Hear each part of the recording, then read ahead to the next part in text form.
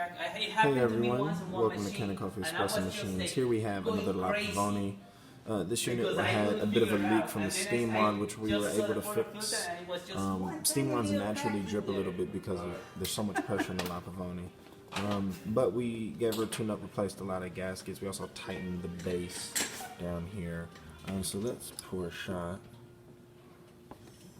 so you can see it working like a charm. Letting the pressure build on the group pad, and then we will pull the lever down.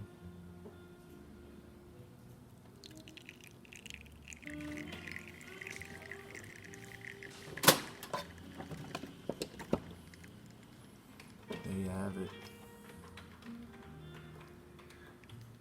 It's coming out a bit slow. Coffee might be a bit too fine. We used our coffee grinder.